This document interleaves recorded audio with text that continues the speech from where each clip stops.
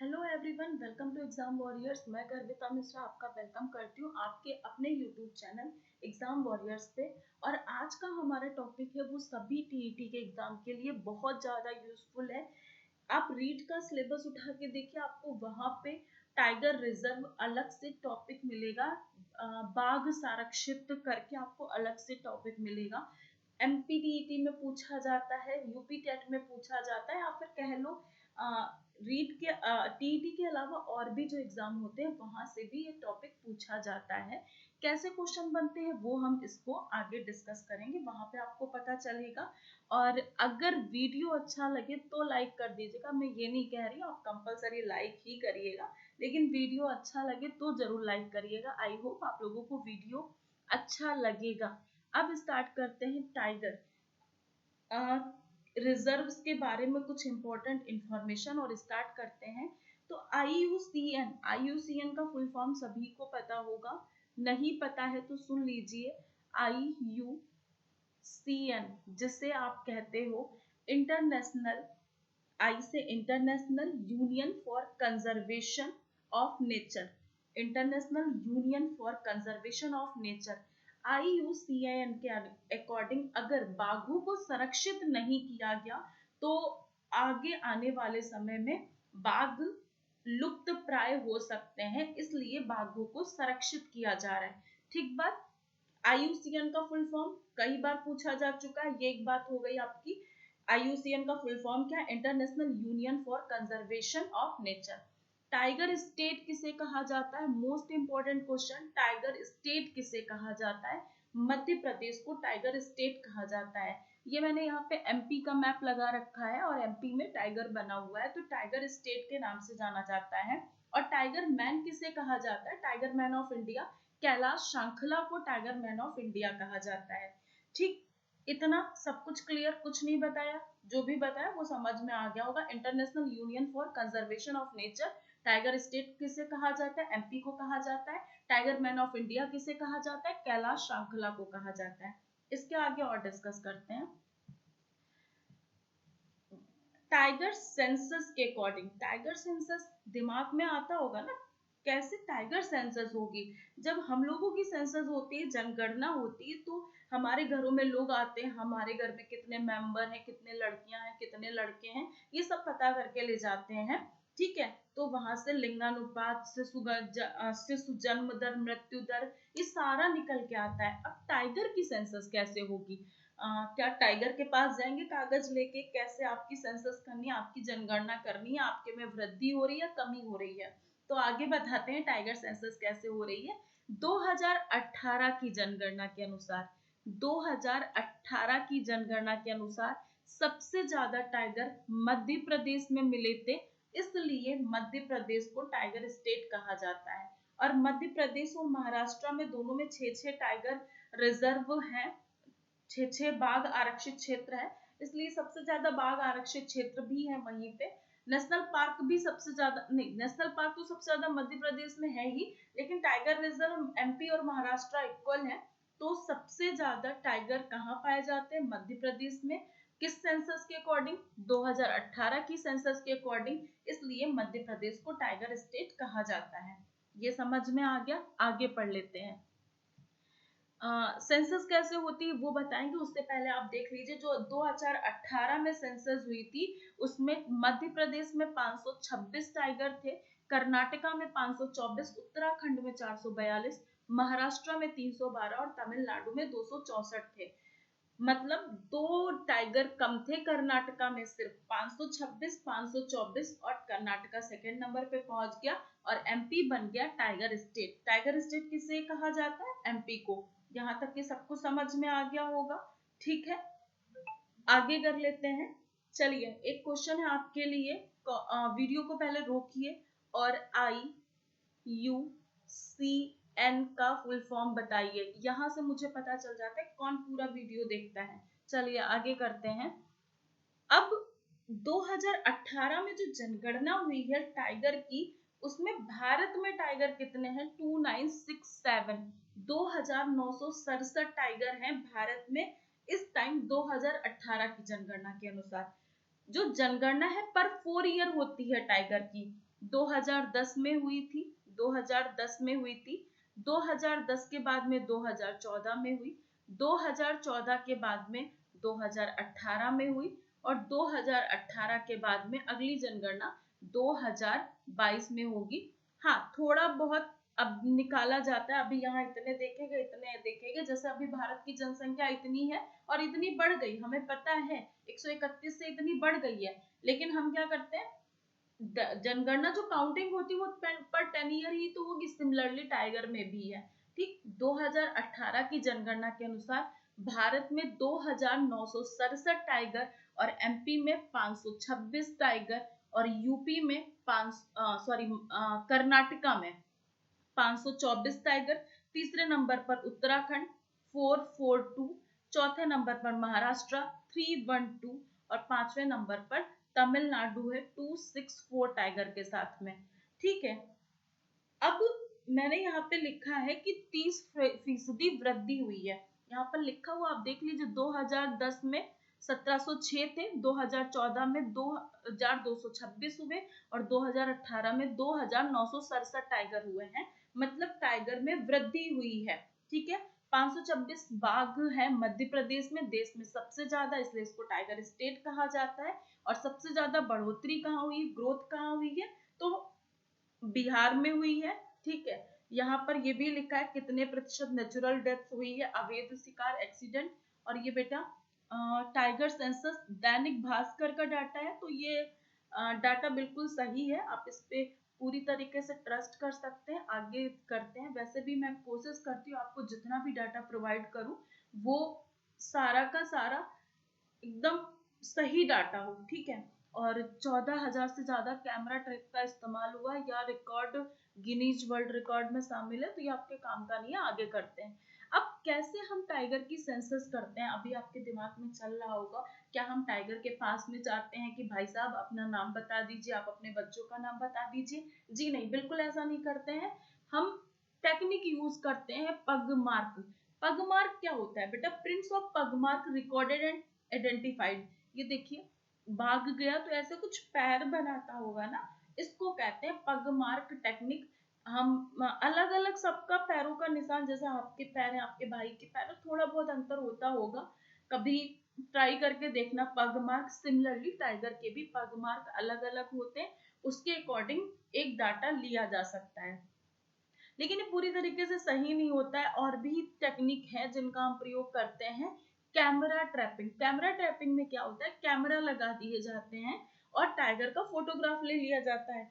अब आप कहोगे अरे मैम टाइगर तो सारे एक जैसे लग रहे हैं, देखते हैं हम लोगों ने टाइगर सारे एक जैसे लग रहे हैं, ये देखो सारे टाइगर एक जैसे हैं ना, तो अब टाइगर तो सारे एक जैसे कैसे पता चलेगा कि ये तो चलो बच्चे हैं तब भी आइडेंटिफाई कर सकते हैं, बट वैसे टाइगर एक जैसे लगते हैं। तो उसका भी लॉजिक है कि टाइगर कैसे अलग अलग लें। तो बेटा जितनी भी ये धारियां होती है ना टाइगर पे, आपको ये धारियां दिख रही हैं, जैसे हमारे फिंगरप्रिंट्स होते हैं, सिमिलरली टाइगर की स्ट्रिप्स होती हैं जो सभी टाइगर की अलग अलग होती हैं। जैसे हमारे फिंगरप्रिंट नहीं मैच होते हैं, वैसे ही जो धारियां हैं टाइगर की वो मैच नहीं होती हैं, और इसको कैमरा में टैप कर लिया जाता है और उस फोटो के थ्रू पता चलता है कौन सा टाइगर है। कि दोबारा हमने इससे पहले फोटो में तो नहीं देखा है।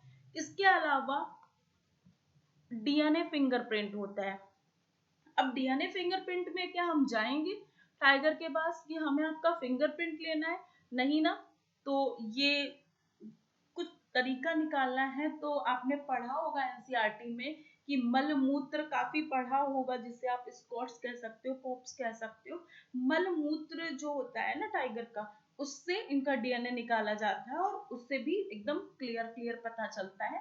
टाइगर के पास नहीं जाएंगे कि हमें आपका डीएनए लेना है ना। इतनी बात समझ में आ गई कैसे हम टाइगर का पता करते हैं, सेंसस कैसे निकाली जाती है, बिल्कुल पता चल गया आपको।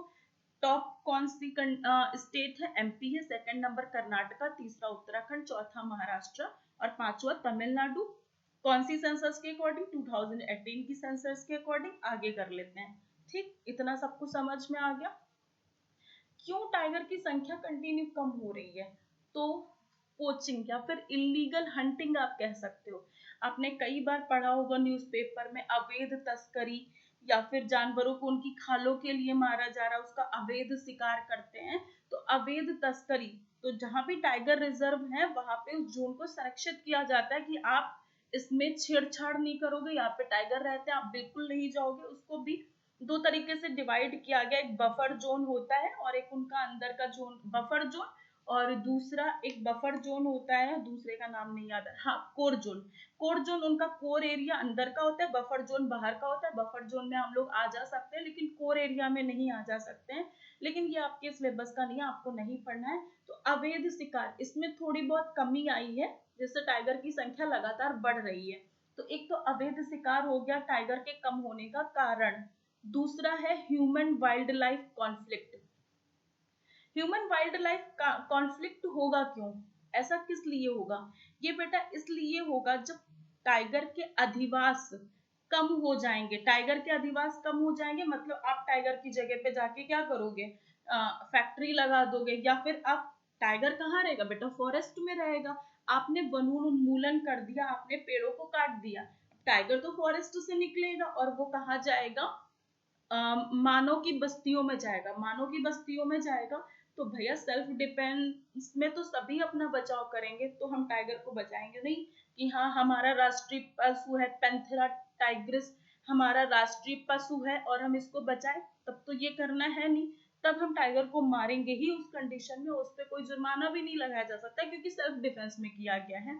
तो ये है ह्यूमन वाइल्ड लाइफ कॉन्फ्लिक्ट, जब वनोन्मूलन हो रहा है, इनका अधिवास कम हो रहा है। किसका अधिवास, टाइगर का अधिवास कम हो रहा है, वनोन्मूलन हो रहा है, जिससे ये अपने प्लेस को छोड़ के बाहर जा रहे हैं, या फिर आप इसको ये कह सकते हो हैबिटेट लॉस हो रहा है इनका। हैबिटेट स्पेलिंग सही लिखी मैंने, HABITAT, हाँ हाँ भाई बता देना, मेरे से स्पेलिंग्स एरर हो जाती हैं। हैबिटेट लॉस हो तब भी टाइगर जो है उनका जोन प्रभावित होगा और वो बस्तियों में जाएंगे, बस्तियों में जाएंगे तो वहां पे कॉन्फ्लिक्ट होगा, जिससे बाघों की संख्या में कमी हो सकती है। एक तो ये कारण हो गया, ठीक है। क्लाइमेट चेंज का भी बहुत प्रभाव पड़ता है, तो इतना आपको समझ में आ गया होगा सब कुछ। अब हम, भैया टाइगर मर रहे हैं तो मरने दो, हम क्यों बचा रहे हैं टाइगर को? अरे वो तो सभी को खा जाता है, बस्ती में आ गया तो बस्ती वालों को निपटा देगा, वहां भी सबको खाते हैं, तो हम क्यों टाइगर को बचा रहे हैं? तो हमारा पारिस्थितिकी तंत्र जो है पूरा का पूरा इकोसिस्टम असंतुलित हो जाएगा अगर टाइगर, क्योंकि टाइगर हमारा टॉप कंज्यूमर है। हम बहुत ही जल्द किसी क्लास में पिरामिड पढ़ेंगे, अभी आप समझ लो, जैसे हम पिरामिड बनाते हैं तो बेटा बेस में हमेशा ही, चाहे वो पिरामिड उल्टा बने चाहे वो पिरामिड सीधा बने, बेस में हमेशा हम प्लांट्स को रखते हैं ना, उत्पादक फिर उपभोक्ता फिर अपघटक, ऐसे होता है ना। कुछ अपघटक तो सभी के साथ में होता है, टॉप पे नहीं होता है। टॉप पे आपका टॉप कंज्यूमर, या फिर हिंदी में क्या बोलेंगे, उच्च श्रेणी का उपभोक्ता। तो बेटा ये एक सर्कल बनता है ना कि प्लांट्स को शाकाहारी खाते हैं, है ना, और शाकाहारी को मांसाहारी खाते हैं। अच्छा आप बताओ कि अगर इसको हटा दिया जाए तो शाकाहारी बहुत सारे हो जाएंगे ना, और यहाँ पे प्लांट्स को सारे शाकाहारी खा लेंगे क्योंकि यहाँ पे मांसाहारी तो शाकाहारी को खा नहीं रहा है, तो शाकाहारी की संख्या बहुत ज्यादा हो जाएगी। जब शाकाहारी की संख्या बहुत ज्यादा हो जाएगी तो सारे प्लांट्स खत्म हो जाएंगे ना। जब प्लांट्स कम होने लगेंगे और हम लोग कहीं ना कहीं प्लांट्स पे ही डिपेंड होते हैं, वैसे हम लोग टॉप कंज्यूमर में आते हैं, ह्यूमन बींग्स आपका टॉप कंज्यूमर में है, लेकिन आधे लोग तो शाकाहारी है ना, हर्बीवोरस है ना बच्चों। तो ये हम लोग क्या खाएंगे, एक तो वो रीजन हो गया। दूसरा रीजन है जब शाकाहारी की संख्या बढ़ जाएगी तो ये सारी चीजें क्या, प्लांट्स को सभी खाएंगे, संख्या बहुत तेजी से बढ़ेगी। जो प्लांट्स को खाएंगे तो क्या होगा, वनोन्मूलन होने लगेगा, पेड़ कम हो जाएंगे, प्लांट्स कम हो जाएंगे। प्लांट्स कम हो जाएंगे तो मिट्टी क्या होती है, जड़ मिट्टी को बांधे रखती है, मिट्टी लूज पड़ जाएगी, वर्षा कम हो जाएगी। वर्षा किससे होती है, प्लांट से ही होती है। मिट्टी लूज हो जाएगी, मरुस्थलीकरण बढ़ जाएगा, वनोन्मूलन बढ़ जाएगा, और पूरा का पूरा इकोसिस्टम ही हमारा डिस्ट्रॉय हो जाएगा। इसलिए ये बहुत ज्यादा जरूरी है टाइगर को संरक्षित करना।